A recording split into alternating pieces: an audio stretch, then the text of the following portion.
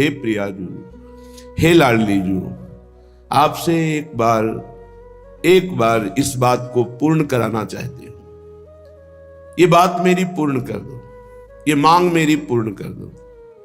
क्या? रात दिन विकल हो करके मेरा मन आपके अनुराग में, स्मृति में, सेवा में, चिंतन में डूबा रहे। मैं बहुत हार गया हूं, बार बार प्रयास करता हूं, पर ये मन आपके चरणों में न लग करके विषय भोगों में जा रहा है, संसार में जा रहा है, सुख दुख में जा रहा है। हे मानिनी, मान जाओ। हे लाडली, कृपा कर दो। ये मेरा तन मन जीवन आप जबरदस्ती स्वीकार कर लो, क्योंकि मैं तैयार करना चाहता हूं, आपकी भेंट चढ़ाना चाहता हूं। मैं जो चाहत तो ही भेंट चढ़ावन, पर आपके योग्य ना तन है, ना मन है, ना हमारा जीवन है, सब अपवित्र है, पतित है। ऐसा होने पर भी आप स्वीकार करने के लिए राजी है, पर देने के लिए मेरा मन राजी नहीं। अपना आधिपत्य बनाए रख रहा है शरीर पर, अपने पर। ये मन अपना संकल्प विकल्प नहीं छोड़ रहा, आपकी अधीनता नहीं स्वीकार कर रहा, तो बरबस लीजिए। अब आप अपनी सामर्थ्य से मेरे मन को, मेरे प्राणों को, मेरे जीवन को, मेरे तन को आप अपने शरणागति में स्वीकार कर लीजिए। हे किशोरी जू, हों हारत निज तन मन जीवन, जीते आपने कीजिए। आप विजय को प्राप्त हो और मेरा तन मन प्राण सर्वस्व आपके चरणों में समर्पित हो। भोरी हित पद कंज छटा की, आशा धरी धरी जीजय पद कंज छटा की, आशा धरी धरी जीजय हो लाडली, ये मांगे जू दीजय। भूरी सखी कहते, ऐ उपासक, रात दिन प्यारी जू की कृपा की बाट जो हो और उनके चरणों का आश्रय लेकर नाम जप करते हुए जीवन व्यतीत करो। इसी आशा में किसी न किसी दिन किशोरी जू अपने नाम की पुकार सुन करके हमारे समस्त दुख द्वंद्वों को मिटाकर अपने श्री चरणों की समीपता प्रदान करेंगी। इस संसार में और कोई नहीं है कि हमको सुख प्रदान कर सके। अगर कोई हमसे प्यार करता है, प्रेम का स्वांग रचता है, तो कुछ हमारे पास है जो उससे दिखाई दे रहा है, उसके लेने के लिए वो प्यार का स्वांग रच रहा है। वस्तुतः अहेतुकी प्यार तो केवल भगवान और भगवान के स्वरूप संतजन करते हैं, प्रेमी जन करते हैं। इसलिए हे लाडली, आप मुझे ये मांगे दीजिए कि मेरा मन अनुरागी होकर रात दिन केवल आपके चरणों का चिंतन करे। श्रीपाद प्रबोधानंद सरस्वती जी महाराज कृपा करके कह रहे हैं, नित्योच्छृंखल कारुण्ये वृंदारण्ये अधमोप्यहम, किम विघ्नं निवत्स्यामि वेत्स्यामि च रसं हरे। हे हरि, आपकी असीम कृपा से मुझे वृंदावन आने को मिला, वृंदावन में कुछ समय रहने को मिला। ये बड़ी दुर्लभ बात है। अहोभाग्य है जिनका वृंदावन में वृंदावनेश्वरी के लिए वास कर रहे हैं। अन्य भावनाओं से, अन्य लाभों के लिए कर रहे हैं, वो तो धन्यवाद है ही, क्योंकि धाम में किसी भी प्रकार से वास करे, धाम अपने प्रभाव से उनको सुख प्रदान करता है। कल्पतरु है, जो चाहोगे मिलेगा। लेकिन धन्याति धन्य वो हैं, धन्य धन्य धन्य तेई जे इनके उपास्य हैं, जो वृंदावन धाम में वृंदावनेश्वरी वृंदावनाधीश्वर श्री लाडली लाल के लिए जीवन अर्पित करके वास कर रहे हैं। धन्य है उनका जीवन। श्रीपाद कह रहे हैं, आपकी हे हरि असीम कृपा से मुझे धाम आने को मिला, धाम वास मिला। पर नित्योच्छृंखल ये मेरी इंद्रियां, ये मन बड़ा विघ्न पहुंचा रहे हैं धाम वास में। ये बड़ा उच्छृंखल है हमारा अंतःकरण, हमारी इंद्रियां एक क्षण में न जाने कहां से कहां छलांग लगाती रहती है। अभी वृंदावन में थोड़ी देर, भारत में थोड़ी देर, विदेश, कहां कहां मन घूमता रहता है। प्रभु बड़ा विघ्नकारी है अंतःकरण, बड़ा विघ्न धारण करने की क्षमता रखती है इंद्रियां। लाख समझाओ पर वो विघ्न में ही, ऐसा नहीं विघ्न का त्याग करके शांत हो जाए। बड़ी क्षमता है इनमें, रोज प्रायश्चित, रोज पश्चाताप, रोज जलन, फिर भी उसी गलत मार्ग का अनुसरण कर रही है।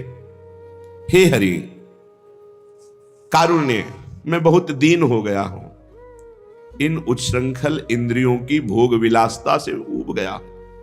बहुत गंदी है इंद्रियां, बहुत गंदी। इनकी विलासता अगर छूट दे दो फिर देखो ये कितनी गंदी है। ये वही मलमूत्र के भांड शरीर में राख करके, बस कैसे वर्णन करें, बहुत गंदी है। चराचर जगत इसी इंद्रियों की विलासता में फंसा हुआ है, जिसे देख करके बमन हो जाए ऐसे पदार्थों को खाना, जो बड़े अपवित्र स्थान ऐसे स्थानों में आसक्ति कर लेना, ये उच्छृंखल इंद्रियों की विलासिता। बड़े विद्वान बड़े बुद्धिमान हम बनते हैं, लेकिन हमारी इंद्रियां हमारा मन उसी गंदे स्थान पे, वही घृणित पदार्थों में, वही त्याज्य भोगों में। हे हरि, बड़ा अधम हूं, बड़ा असमर्थ हो गया हूं। नित्योच्छृंखल कारुण्य वृंदारण्य अधमोप्यहम, अहम अधम, मैं बड़ा अधम हूं। किम विघ्नम निवत्स्यामि, क्या मेरे ये परमार्थ के विघ्न कभी हट पाएंगे? वेत्स्यामि च रसम हरे, मैं हरिरस में डूब जाऊं, मेरी इंद्रियां शांत हो गई, मन शांत हो गया, ऐसा कभी मेरे जीवन में होगा? 5 मिनट कभी अगर ये स्वाद मिलेगा तो सच्ची मानो, जैसा नारायण स्वामी ने कहा है, ब्रह्मादिक के भोग सब विषम लागत ताई, नारायण ब्रजचंद की लगन लगी है जाए, ऐसा ही है। 5 मिनट जिस पूरे जीवन में एक बार यदि मन समाहित होकर प्रभु में लग गया, एक बार आंसू आ गए और सामने रूप झलक रहा है, शांत इंद्रिय मन, ये स्वाद आपको फिर जिंदगी में नहीं भटकने देगा। सातरत सातरत सा लोकांत। लेकिन एक बार भावनात्मक झांकी भी प्रभु की आ गई और मन चित्त शांत हो गया, तो ये स्वाद जिंदगी में नहीं भटकने देगा। जैसे देवर्षि नारद जी एक उत्तम कुल के यहां, उनकी मां दासत्व का काम करती थी, उनके ये पुत्र थे। तो 4 महीने के लिए, जैसे अब चतुर्मास चल रहा है, इस चातुर्मास में बहुत से संत जन उसके यहां चातुर्मास करने के लिए टिके हुए थे। तो बालक थे, सेवा में लगा दिया, चलो संतों, क्योंकि मां दासी थी, घर का कार्य, तो बालक को आदेश कर दिया सेवा में लगो। 4 महीने संतों की सेवा, संतों के मुख से भगवत चर्चा होती, उसे सुनना, संतों के पात्र मार्जन की सेवा मिली थी, तो धोते हुए जो जूठन निकलती, वो पहले सब पात्रों से धोकर जूठन एकत्रित कर लेते और बाद में उस जूठन को पान करते। संत उच्छिष्टामृत, संत सेवा, संत वचनामृत, इतना प्रभाव पड़ा कि 4 महीने में संसार बिल्कुल असत दिखाई देने लगा। जो असत है, उमा कहो मैं अनुभव अपना, सत हरिभजन जगत सब सपना। स्वप्न की तरह असत संसार जो भास रहा था, जिसकी सत्ता ही नहीं। बाल्यावस्था में संत सेवा का प्रताप उदय हुआ, जूठन का प्रताप उदय हुआ, सत्संग श्रवण का प्रताप उदय हुआ, कि पूरा संसार झूठा लगने लगा। अब मां भी बंधन कारक लगने लगी कि ये मोह जाल में फंसी हुई मां मुझे छोड़ेगी नहीं और मुझे भगवत दर्शन करना है। कुछ ही समय में संयोग बना, किसी कार्य हेतु जा रही थी और उसके सर्प ने डस लिया मां को, मां पधार गई, बड़े खुश हुए। भगवान का विधान बड़ा मंगलकारी होता है। चल पड़े, बहुत एकांत जंगल में सुंदर सरोवर देखा, पीपल का बड़ा वृक्ष देखा, मीठा जलपान किया, स्नान किया और बैठ गए। और जैसा संतों के मुख से भगवान की रूप माधुरी सुनी थी, ध्यान करने लगे। अचानक ध्यान लग गया, कुछ क्षण भगवान की रूप माधुरी में ध्यानस्थ, अब तो अश्रु प्रवाह, आनंद में डूब ही रहे थे कि भगवान अंतर ध्यान हो गए। ये ध्यान का विषय जो हमने कहा, 5 मिनट भी यदि कभी भावनात्मक झांकी में आप का इंद्रिय मन शांत होकर लग जाए, तो जिंदगी में नहीं छोड़ सकते आप कभी भगवान का स्मरण। जिंदगी में चाहे भी तो नहीं छोड़ पाएंगे। अब जे ही ध्यान टूटा तो विकल हो गए देवर्षि नारद जी। अपनी पूर्वजन्म की कथा भगवान श्री कृष्ण द्वैपायन वेद व्यास जी को सुना रहे। अब हा हरि, अब तो जैसे प्यासा व्याकुल घूमे ऐसे विकल हो गए। तब आकाशवाणी हुई, ऐ बालक, अधकचरे योगी को मेरा साक्षात दर्शन नहीं होता, अधकचरे योगी को मेरा साक्षात दर्शन नहीं होता। अब तुम ये जो अभी झांकी देखे थे, ये मैंने इसलिए दिखाया कि तुम्हारा मन आकृष्ट हो जाए। अब तुम इसी का चिंतन करो और नाम जप करते हुए मेरे पूर्ण प्राप्ति के लिए शरीर का निर्वाह करो, और जब शरीर छूटेगा तो तुम साक्षात मेरा दर्शन पाओगे, और फिर इसके बाद जब तुम चाहोगे तब मेरा दर्शन पाओगे। शरीर छूटने की बाट जो होने लगे नाम जप करते हुए, शरीर छूटा, भगवत देवर्षि नारद जी के रूप में वही अवतरित हुए। जब नारायण को पुकारते तो सामने भगवान नारायण। अरे मानसिक भगवान की झांकी एक बार आ जाएगी तो नेत्र घूर्णित हो जाएंगे, चित्त वृत्ति सदा सदा के लिए चित्त चोर के चरणों में अर्पित हो जाएगी। चाह कर भी नहीं चर्चा छोड़ सकते, स्मरण छोड़ सकते, सेवा छोड़ नहीं, चाह कर भी नहीं छोड़ सकते। आप चाहो भी तो नहीं। गोपीजन कह रहे हैं, अच्छा भोरे तू लौटकर फिर मेरे चरणों में पड़ रहा है, कुछ कहना चाहता है। हाँ, क्या कहना चाहता? नहीं, रहने दे तू। जैसे तू चाटुकारिता करता है ऐसे तेरे स्वामी करते हैं, तू ऐसा ही है। चलो, उनको जब मेरे बिना समय कट जाता है तो आज से मैं भी उनकी चर्चा नहीं करूंगी, याद नहीं। और विकल होकर रोने लगी, नहीं नहीं नहीं, मैं ऐसे जी नहीं सकती, उनकी चर्चा के बिना जी नहीं सकती, उनके चिंतन के बिना नहीं जी सकती। भौरे, वो तो मेरा जीवन है, उनका चिंतन, उनका स्मरण चाह कर भी नहीं छोड़ सकती।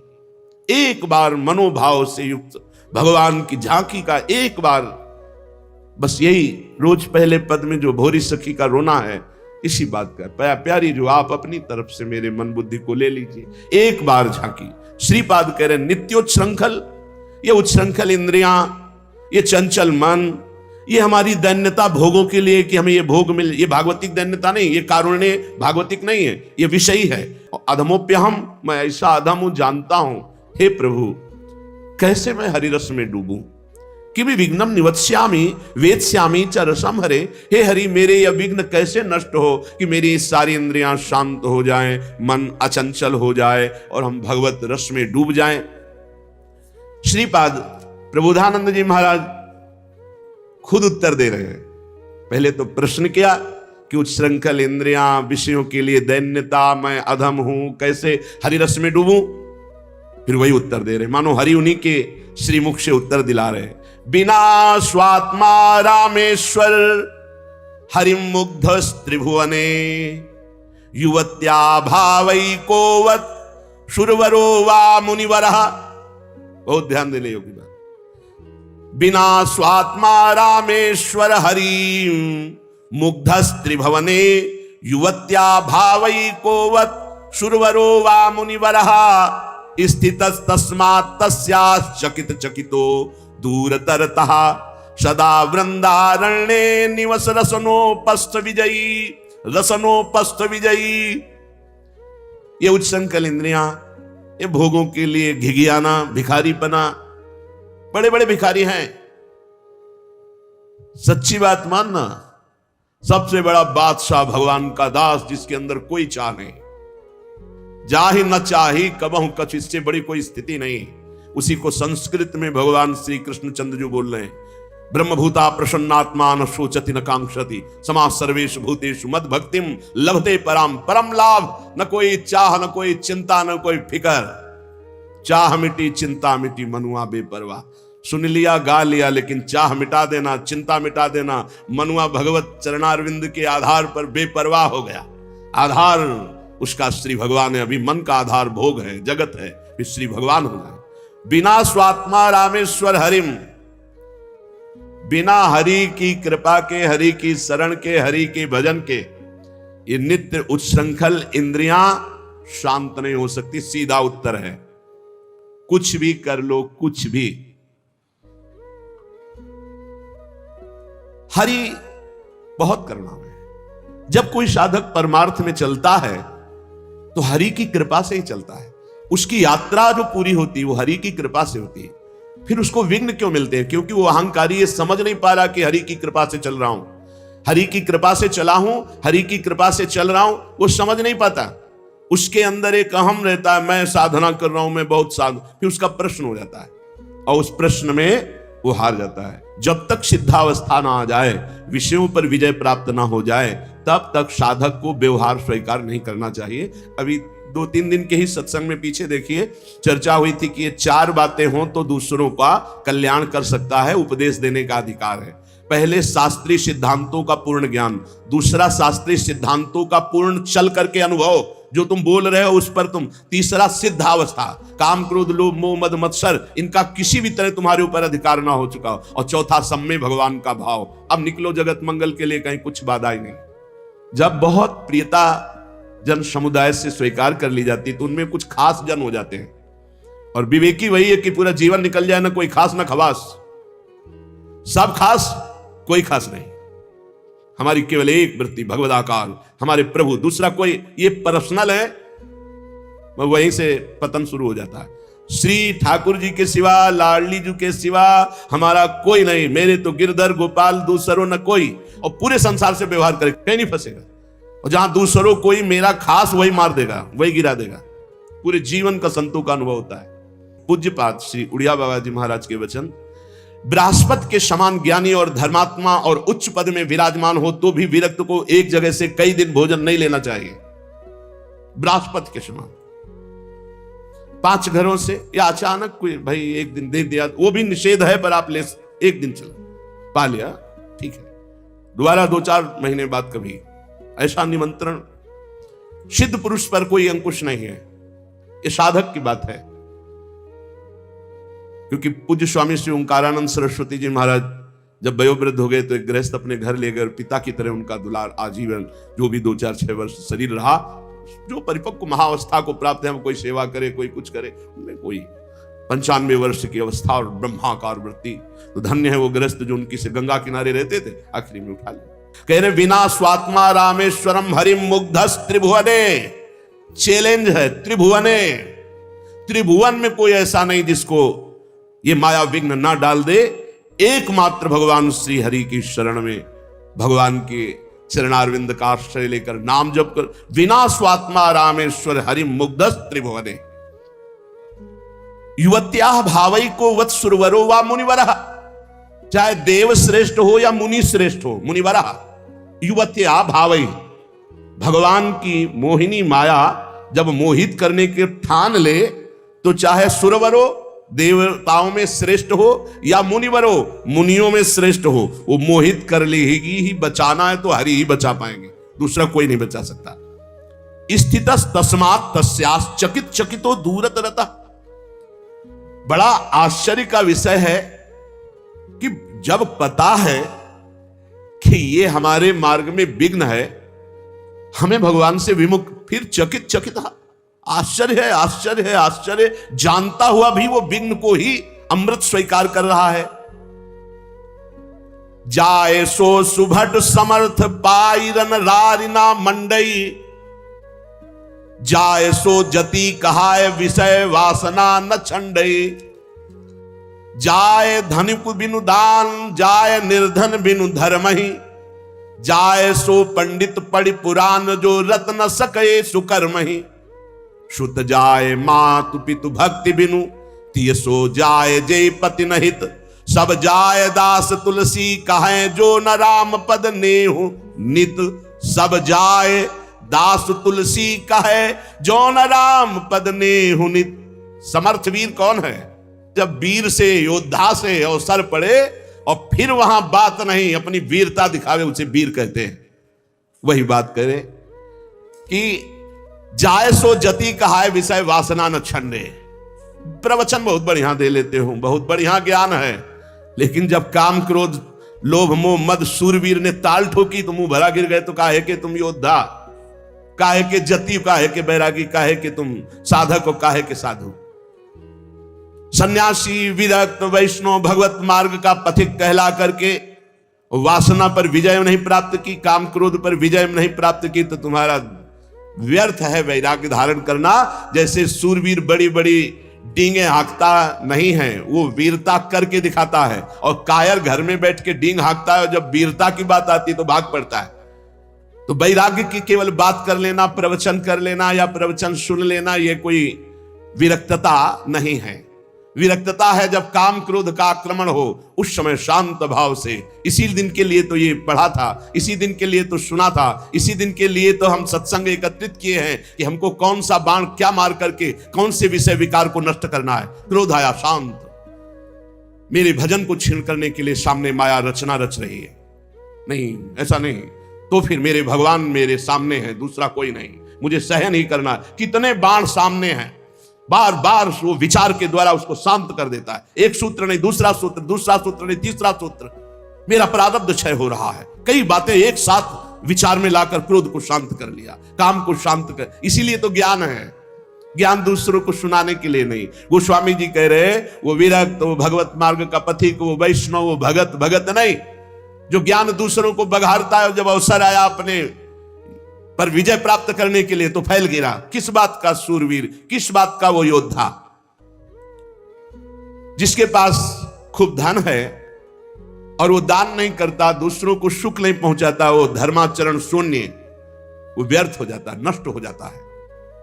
जो बहुत शास्त्रों का ज्ञान प्राप्त किए, बहुत पंडित है, पुराण पढ़े हुए हैं, लेकिन वो धर्म के विरुद्ध आचरण करता है, नष्ट हो जाता है। जो माता पिता वयोवृद्ध हो गए, अब कुछ करने लायक नहीं रह गए, उनकी समर्थ पुत्र सेवा नहीं करता, वो नष्ट हो जाता है। जो अपने पति को भगवान का साक्षात स्वरूप मान करके आराधना नहीं करती, वो पत्नी नष्ट हो जाती है। जो अपनी पत्नी पर अर्धांग की भावना न करके इधर उधर वृत्ति ले जाता है, वो पति नष्ट हो जाता है। गोस्वामी जी कहते हैं जो उसने भगवान का भजन नहीं किया, वो कोई भी, वो सब प्रकार से नष्ट हो जाएगा, सब प्रकार से अंततो गत्वा वो नष्ट ही हो जाएगा।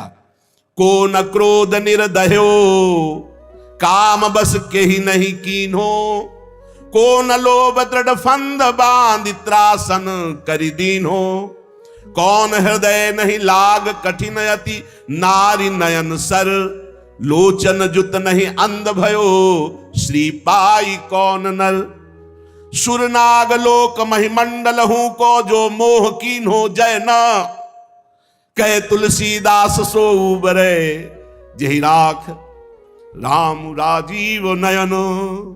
कमल नेत्र भगवान श्री कृष्ण, श्री हरि, श्री राम, जिसको रख लिए वही बच पाया। कौन क्रोध निर्दय हो, किसको क्रोध नहीं जला देगा? एक छोड़कर, जिसको भगवान का दृढ़ भरोसा और भजन में दृढ़ स्थिति है, क्रोध खाली कर देता है।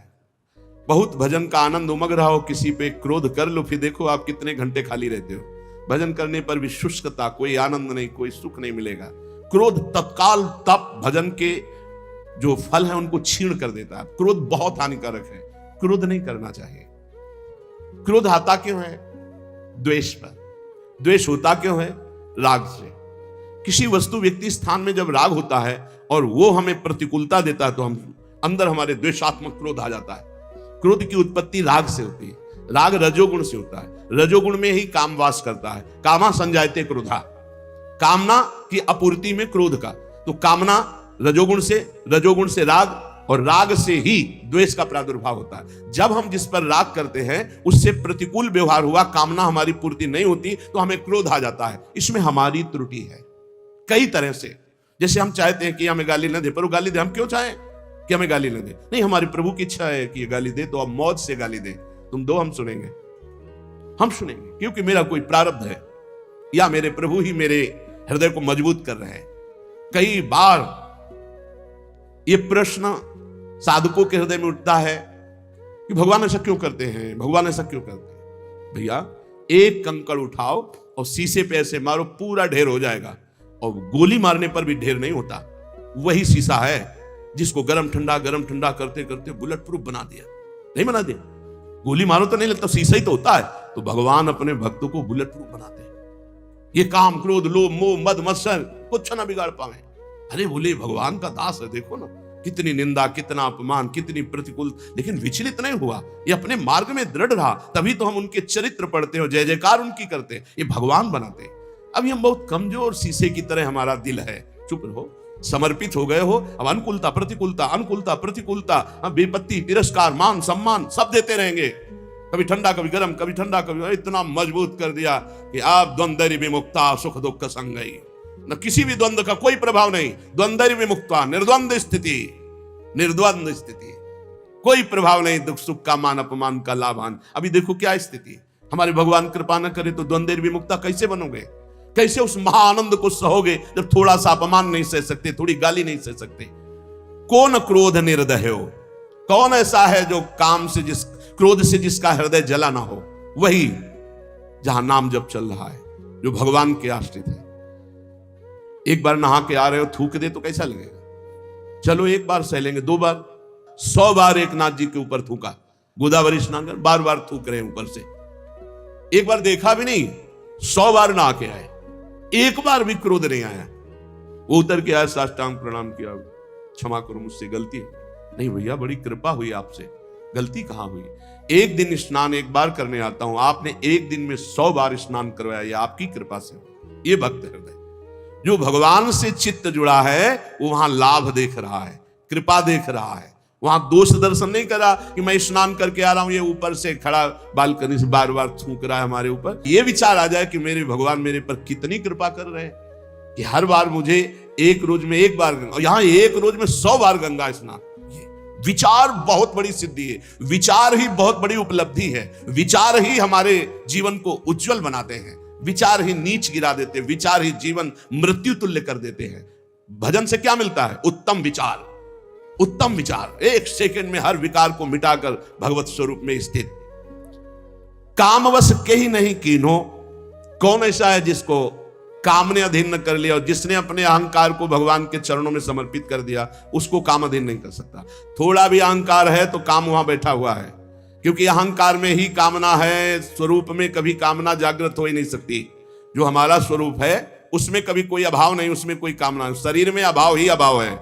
जब तक हम अपने को स्त्री पुरुष मानेंगे तब तक कामनाओं का ये सिलसिला चलता रहेगा, इसे हम नहीं रोक पाएंगे। जब स्वरूप बोध होगा तभी कामनाएं रुकेंगी, या जब अहम भगवान के चरणों में समर्पित होगा तो रुकेंगी। तो काम का प्रभाव कहां होता है? जहां अहम समर्पित नहीं हुआ, जहां निरंतर नाम जप नहीं होता। ठाकुर हरिदास जी के पास वैश्या गई 3 दिन बराबर श्रृंगार करके, लेकिन ना नाम जप में रुकना है और ना दासत्व में कोई कमी है। तो 3 दिन में वो खुद दासी बन गई, हरिनाम जपने लगी और गई थी हरिदास जी को भ्रष्ट करने, और वो स्वयं भ्रष्ट आचरणों से मुक्त होकर भगवत स्वरूप मार्ग का अनुसरण कर। ये है प्रताप, जो भगवान में अहंकार समर्पित करके नाम जप कर। को न लोभ दृढ़ फंद बांध त्रासन कर दीन हो। किसके इतना विवेक बल जागृत हो जाता है कि लोभ न बांध पावे? वही जिसको नाम का लोभ है। लोभ फांसी में उसी का गला नहीं बंधता जिसके गले में गोविंद का नाम चलता रहता है, पक्का समझ लो। लोभ पास जय गल न बंधाया, सोनर तुम समान रघुरा। ये लोभ उसी की फांसी की तरह गले को बांध लेते जहां नाम जप नहीं चलता। लोभ में लोग क्या क्या पापाचरण कर रहे हैं, खुला जान रहे हैं कि ये दीन है, ये गरीब है, ये निर्दोष है। रुपया मिल रहा है, पद बढ़ रहा है, हमारा लाभ हो रहा है, उसका नाश हो रहा है। तो तुम्हारा लाभ कैसे हो जाएगा? तुम्हारा नाश तो हो ही जाएगा। अपने सुख के लिए लोभ से युक्त होकर के दूसरों को दुख देने वाला त्रिभुवन में कोई हो, कभी भी कहीं भी वो सुख का अनुभव नहीं कर सकता, पक्का समझ लो। चाहे वो शास्त्राबाहु अर्जुन जैसा महाबली क्यों ना हो, जिसे भगवान दत्तात्रेय जी का आशीर्वाद प्राप्त था, सिद्धियां चरणों में लौटती थी, काट के फेंक दिया भगवान ने ही अवतार लेकर परशुराम रूप में। जो दूसरों को दुख देता है, अपने लोभ के लिए दूसरों को कष्ट देता है, दंड देता है, वो कहीं भी बैठा हो, ऐसा बुरा नाश होगा उसका कि कहीं संभलने का कोई भी चांस नहीं मिलेगा। जिसके गले में नाम चल रहा है, गोविंद गोविंद राधा राधा राधा राम हरि कृष्ण, जो भी, उसको लोभ पास जय गल न बंधा।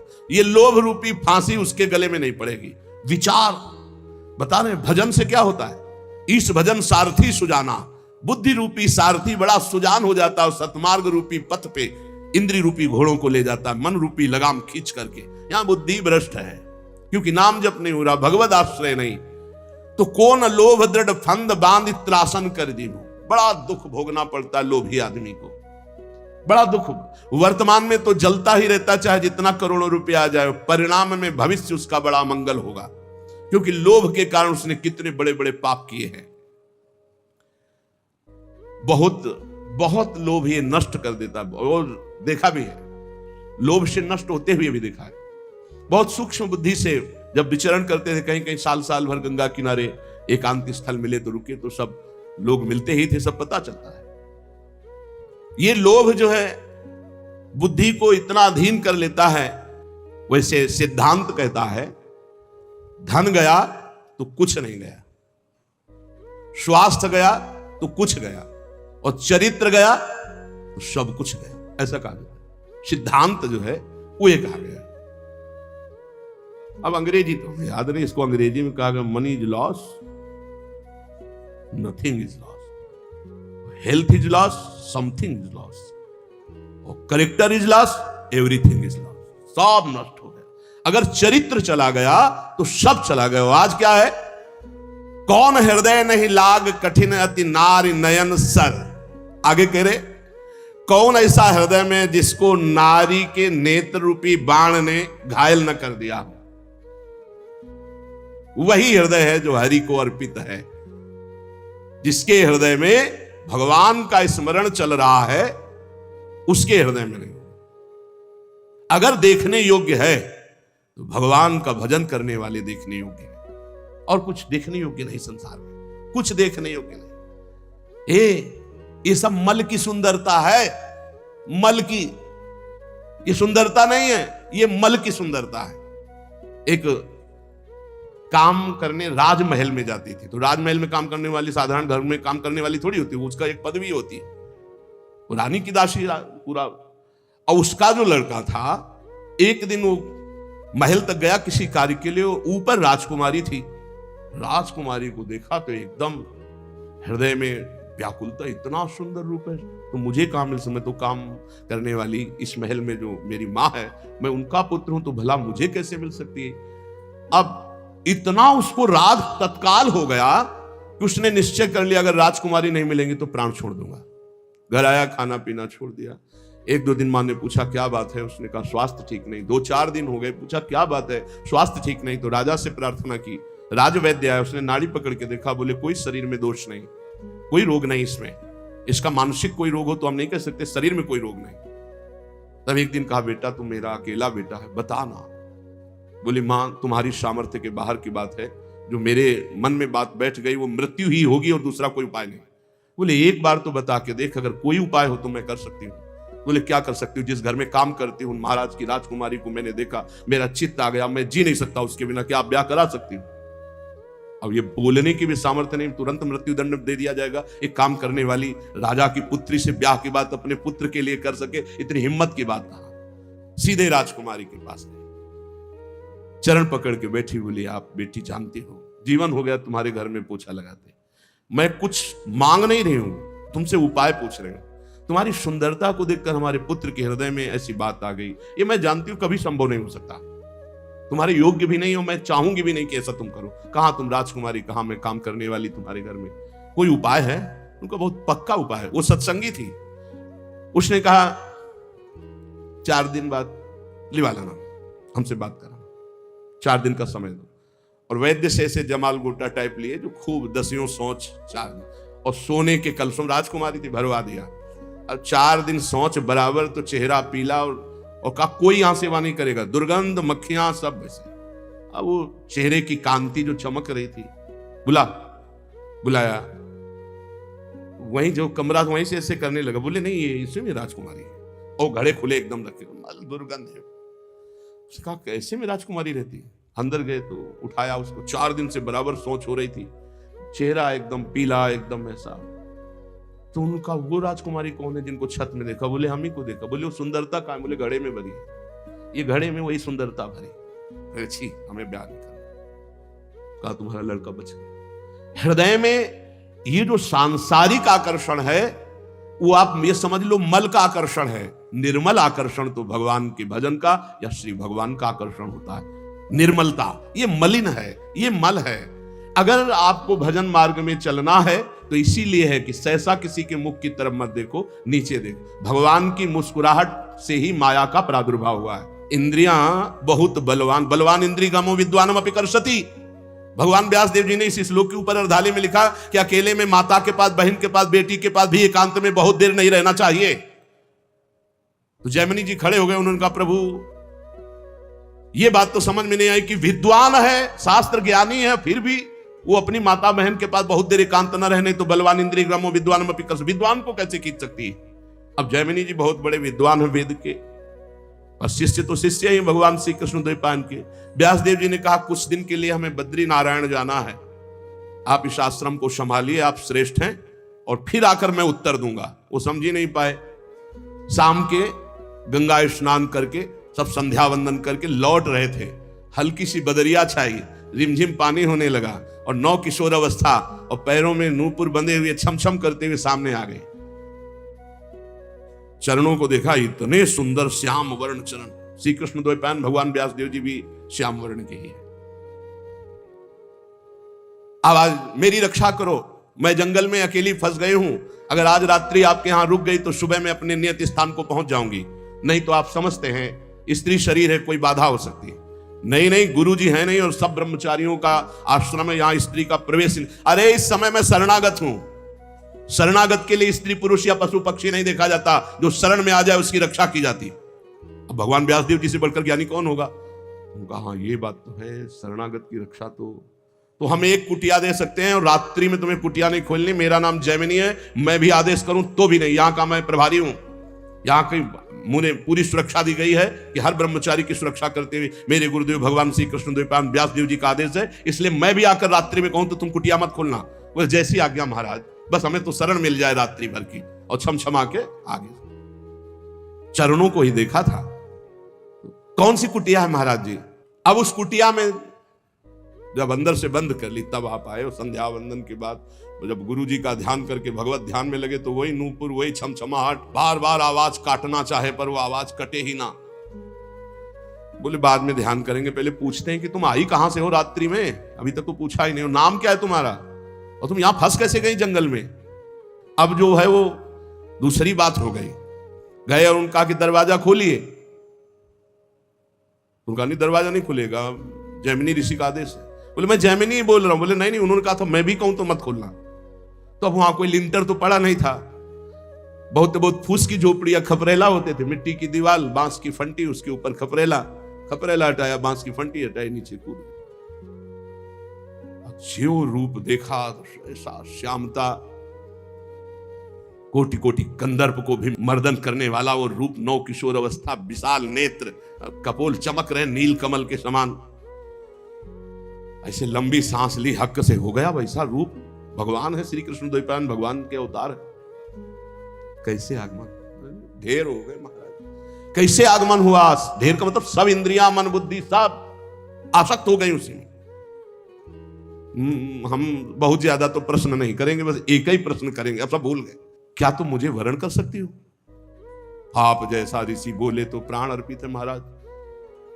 पर हमारे पूर्वजों में एक प्रथा चली आ रही कि आप जहां स्नान करने जाते हैं ना, वहां एक कालिका का मंदिर है। तो जो दूल्हा बनता पूरा मुंह काला करके दुल्हन को पीठ में बैठाल के मंदिर तक ले जाता। तो यहाँ आसपास तो मंदिर है नहीं, वही कालिका जी का मंदिर है। आप अगर रात्रि में मुझे अपना मुंह काला करके और वहां तक बैठाल के पीठ में ले जाएं, पक्का ब्याह। तो सोचा रात्रि का समय, सब ब्रह्मचारी, कोई ध्यानस्थ है, कोई भजन परायण, कोई शयन में है, मुंह काला करने में क्या लगता है? कोयला लिया अपना मुंह काला किया, बोलो बैठो जल्दी पीठ में। रफ्तार से घुटनों के बल, काफी समय तो लगा है, बीच बीच में 2-4 चपत उन्होंने सोचा चपत जमा ले, कोई बात नहीं। मंदिर के पास गए, खींच के 2-3 थप्पड़ मारे। ये कौन सी परीक्षा है? और जब देखा तो दाढ़ी और अरे गुरुदेव। बोले बलवान इंद्री ग्रामो विद्वान व पिकर सती। बोले हाँ गुरुदेव, विद्वान व पिकर सती, विद्वान को भी खींच सकती है। नारी नयन सर जाहि न लागा। कौन ऐसा है? कौन ऐसा है जो भगवान मानता है? वो ऐसा है, ये भगवान है, बस इतना। जैसे भगवान ने मोहिनी रूप धारण किया, देवता और असुर जब समुद्र मंथन किए, तो जब समुद्र मंथन से अमृत आखिरी में निकला तो असुर लेके भाग गए। तो देवताओं के ओठ सूख गए कि प्रभु इनके हाथ से अब हमें मिलने वाला। बोले नहीं, बिना झगड़े के, बिना परिश्रम के अपने आप अमृत दे देंगे। बोले प्रभु ऐसे कैसे दे सकते हैं? आप सारंग धनुष धारण करें तो भी भय से नहीं देंगे, ऐसे ऐसे हिम्मती देते हैं, सारंग से नहीं देंगे।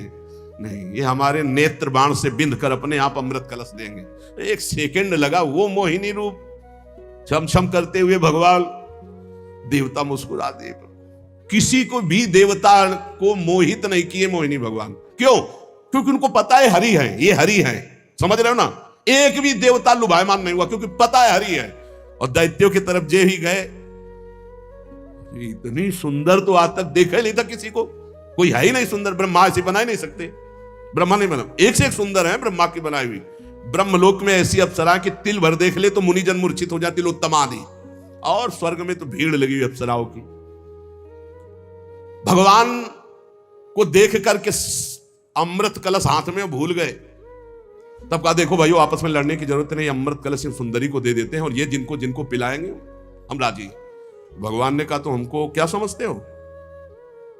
अरे हम छलिया हैं, हम किसी की नहीं होती। अरे बोले तुम कुछ भी, और इतना कह के ना कि हम छलिया हैं किसी के लिए, तो ऐसा मुस्कुरा दिया, तिरछी कटाक्ष मारी, मानो ये ले अमृत कलश।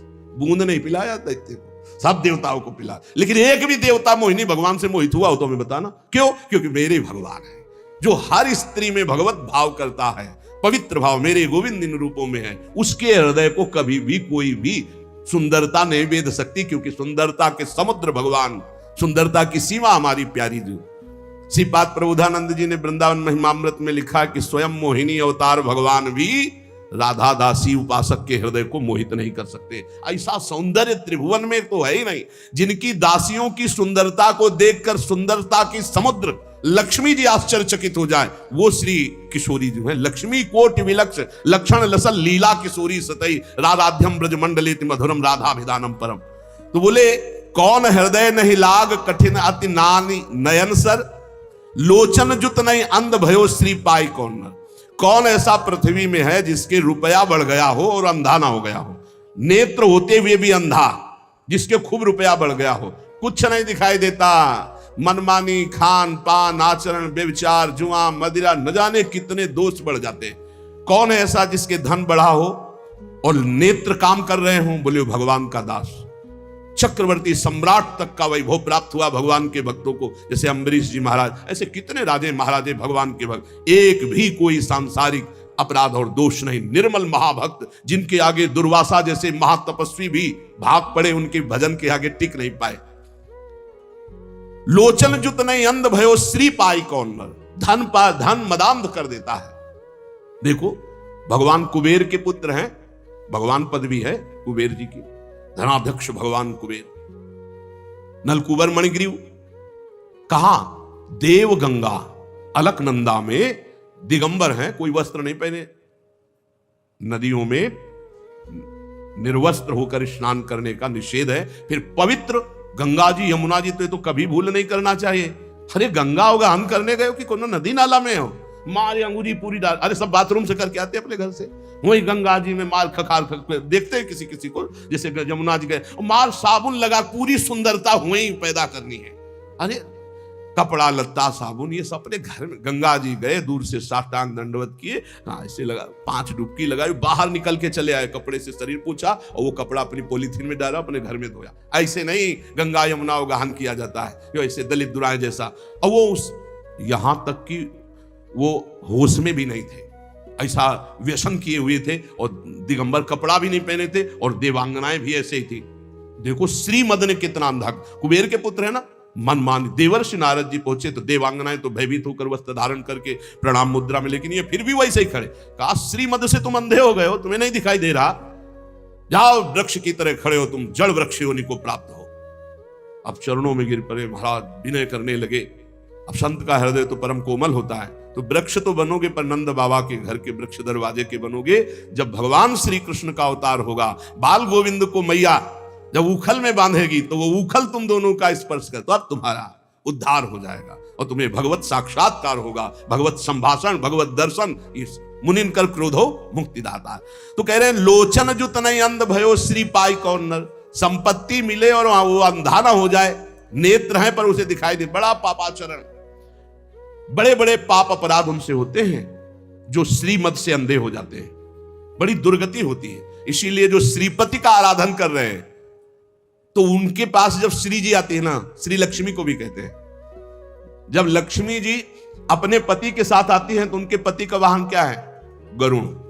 सामवेद का उच्चारण हो रहा है, वैदिक सिद्धांत धर्म शास्त्र के अनुसार चलने वाला उसका जीवन होगा, चाहे जितनी संपत्ति बढ़ जाए, जो श्रीपति की आराधना करते हुए लक्ष्मी जी को प्राप्त करता है। और जब नारायण की आराधना नहीं होती, सीधे लक्ष्मी जी आती है, तो उनके लिए भी पर्सनल उनका वाहन है लक्ष्मी जी का। कौन सा वाहन आपको पता है? उल्लू। उल्लू को क्या दोष है? उसको दिन में नहीं दिखाई देता, उसको रात में दिखाई देता है। अर्थात अज्ञान अंधकार में बुद्धि चलती है, पाप में, ज्ञान में बुद्धि नहीं चलती। जिनके भगवत आराधना नहीं है, केवल लक्ष्मी जी की खूब बढ़ोतरी है, उनके ज्ञान में प्रवेश नहीं है। अज्ञान अंधकार, संसार का पद प्रतिष्ठा राग, इसमें बड़ा बड़ा सुर नाग लोक महिमंडल हूं को जो मोह कीन हो जैन। आहा, देवलोक, पृथ्वीलोक, नागलोक, पाताल लोक, ऐसा कौन है जिसको मोह ने परास्त न कर दिया हो? मोह, मूल बहुसूल पद त्यागहो तम अभिमान, भजहु राम रघुनायक कृपा सिंधु भगवान। मोह गए बिनु राम पद होई न दृढ़ अनुराग। मोह मोह महामहिषेश विशाल, महान सांप को फंसाए हुए। मोह बहुत विचित्र है, मोह में क्या क्या नहीं होता, पूरा जीवन मोह में नष्ट हो रहा है। बड़ा मोह अंधकार फैलाए हुए है। देखो छोटे छोटे बच्चे दूध पीते हैं, एक दूध वाला ऐसे गंदे केमिकल, ऐसे गंदे पदार्थ मिला रहा है और बड़े बड़े डिब्बों में दूध तैयार कर रहा है। उससे कहो तुम अपने आंगन में खेलने वाले बच्चे को दूध पिलाओ 250 ग्राम, उसे पीटो भी तो नहीं पिलाएगा वो। और वही दूध वो घर घर जाकर के देता है। और छोटे छोटे बच्चे या किसी की भी आंतें बड़ी कोमल होती, क्यों? क्योंकि वो मोह से अपने परिवार का पोषण करने के लिए, अधिक धनवान बनने के लिए थोड़ा दूध मिला के और गंदे गंदे पदार्थ, ये जब आंतों में जाएंगी तो ये जहर कैंसर नहीं बनाएगा, ये उनकी आंतों को नहीं काटेगा, ये कोई रोग नहीं पैदा करेगा। पर वो मोह मूल में ऐसा फंस गया कि वो धन चाहता है और अपने परिवार का पोषण चाहता है, ये नहीं जानता कि ऐसे ही अन्य परिवार के बच्चे प्रिय है अपने परिवार को, उनका जो रोग आदि क्लेश आदि उनको होगा, वो तुम्हारे परिवार को सुखी कैसे रहने देगा। ये मोही पुरुष नहीं, टैंकर का टैंकर दूध और उसमें बिल्कुल केमिकल ऐसे बन रहे, ऐसे गंदे पदार्थों का प्रयोग किया जा रहा है खाद्य पदार्थों में। अभी एक आटा की फैक्ट्री, कई ऐसे पदार्थ जो बहुत हानिकारक और श्वेत है, उन खड़िया आटे में मिलाकर के, मतलब गजब है कि आदमी रोटी दाल तो खा सकता है लेकिन वो भी शुद्ध रहे। मोह ने अंधा कर दिया। रुपया आना चाहिए, कैसे आना चाहिए, ये नहीं विचार है कि अगर यही आटा, यही घी, यही दूध, यही पदार्थ हम अपने परिवार को क्या पवाएं तो कैसा लगेगा। और ये कोई ना कोई तो पाएगा, उसके शरीर में दोष, दुख, रोग ये पैदा करेगा। ऐसे जो लोग गंदे विचार वाले हैं, इनको चोट पहुंचनी चाहिए, इनको पारमार्थिक, आध्यात्मिक, लौकिक सब दंड मिलना चाहिए, क्योंकि ये हमारे समाज के ऐसे कैंसर हैं लोग जो पूरे समाज को नष्ट कर देते हैं। मान लो सबके फ्लेट आदि की व्यवस्था है तो गाय तो नहीं रख सकते सब, तो किसी दूध वाले से लेंगे। अब दूध वाले को विचार करना चाहिए, घी बनाने वाले को विचार करना चाहिए, वस्तु बनाने वाले को विचार करना चाहिए। उसके उदर में जाएगा, कष्ट देगा। महंगा दे दो, सब 50 का देते हैं, तुम 60 का दे दो, लेकिन उसमें जहर मिला के देने की जरूरत क्या है। लेकिन मोह, अज्ञान, अंधकार ऐसा छाया हुआ है कि हर वस्तु दूषित, हर वस्तु दूषित। अब ऐसा है कि पानी भी शुद्ध नहीं मिल रहा है। पहले हम गांव में सुनते थे कि देखना रे समय आएगा कि दूध बिकेगा। गांव में दूध नहीं बेचा जाता था। धर्मात्मा पुरुष के घर से दूध नपने लगे तो पड़ोसी करने लगते, देखो कितना बुरा समय आया, दूध बेचने लगे। आप समझ रहे हो, दूध व्यवहार में दिया जाता था। कोई रिश्ते नातेदार आ गए, पड़ोसी के पास गए, 5 लीटर दूध भरवा लाए, 10-5 लीटर मठा, ऐसे फ्री। हमारे ब्रजमंडल में तो फ्री बाबा लोग 5-5 लीटर मठा ले आए, सुबह पिए शाम पिए, सब ऐसे दूध बेचना। ये फिर वो कहते थे देखना समय आएगा पानी बिकेगा। कुआं थे, कुआं सूख गए, कुआं बावड़ी। अगर छक के प्यास लगी है तो 10-15 रुपया तुम्हारी जेब में होना चाहिए। पानी 1.5-2 रुपया लीटर दूध गाय का, 3 रुपया लीटर दूध भैंस का, ये हम अपने सामने 35-40 रुपया किलो गांव की घी। 40-45 वर्ष की बात, बहुत समय खराब आ गया।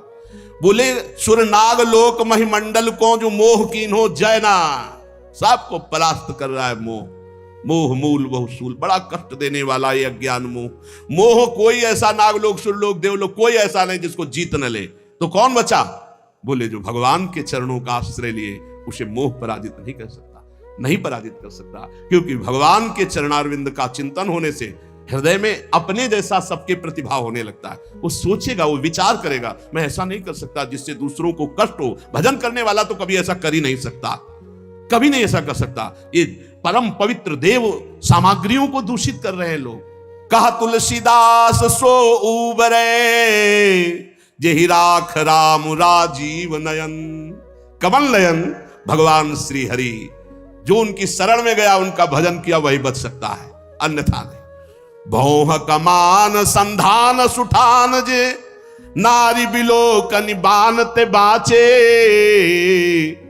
कोप कृशानु गुमान अवाघट, ज्यो जिनके मन आव नाचे। लोभ सबे नट के बस हुए, कपि ज्यों जग में बहु नाच न नाचे। नीके हैं साधु सबे तुलसी, पैते श्री रघुवीर के सेवक साचे। भगवान के जो सच्चे सेवक हैं, हृदय से भगवान की शरणागति ले ली है, भ्रकुटी रूपी कमान पर बाण रूपी कटाक्ष मारते हुए सबको मोहित कर सकती माया, लेकिन भगवान श्री हरि के दास को नहीं। नाम चल रहा है, भगवान का भरोसा है, सच्ची मानो, बड़ी मस्ती। काला सर्प काट लेगा तो मंत्र से जहर उतर जाएगा, अस्पताल चले जाओ, वहां इंजेक्शन लगवा लो, बच जाओगे। लेकिन भोग वासना का जहर चढ़ गया, ये नहीं उतरने वाला है, जन्म जन्म केवल भगवान ही बचा सकते हैं। जो लोग भगवान का भजन नहीं करते, बड़ी विचित्र दशा है। जहां पवित्रता की मेड़े थी, वहां पवित्रता की मेड़ों को ढहा दिया इस कलयुग की बाढ़ ने। अभी तो भ्रष्टाचार, आचरण भ्रष्ट कर दिया, सब संसार नहीं माने को अनुजातन। आगे समय देखना, ऐसा समय आ रहा है कि जो धर्म की मर्यादाएं थी, जहां पवित्रता सुरक्षित थी, वो मेड़े कलिकाल तोड़ रहा है। भगवान का आश्रय ही मात्र एक पवित्र रख सकता है, दूसरा कोई आश्रय नहीं। भगवान के सहारे होकर नाम जप कर रहे, इन किन प्रकार वो लड़खड़ाते लड़खड़ाते ये पार हो जाएगा पक्का। जिसने भगवान का सहारा नहीं लिया, जो भौह कमान संधान सुठान जे, नारी बिलो कलिबान ते बाचे। कौन? तेई रघुवीर के सेवक साचे। जो भगवान के साचे दास है, वही बच सकते हैं। वही भाई, ये ध्यान रखो, हरि प्रसन्न होंगे तो वैकुंठ का द्वार, साकेत का द्वार खोल देंगे, और संसार प्रसन्न होगा तो नरक का द्वार। त्रिविधम नरक सेदम द्वारम नासन्मात्मना, कामः क्रोधा तथा लोभा। ले नरक, भोग नरक, नरक का द्वार। कोप कृशानुगुमान अवाघट, ज्यो जिनके मन आव न आचे। अभिमान रूपी अवा में क्रोध रूपी अग्नि की ज्वाला भड़क रही है। कौन ऐसा है जो अपने हृदय से इसको शांत कर दे? बोले वही तेई रघुवीर के सेवक साचे।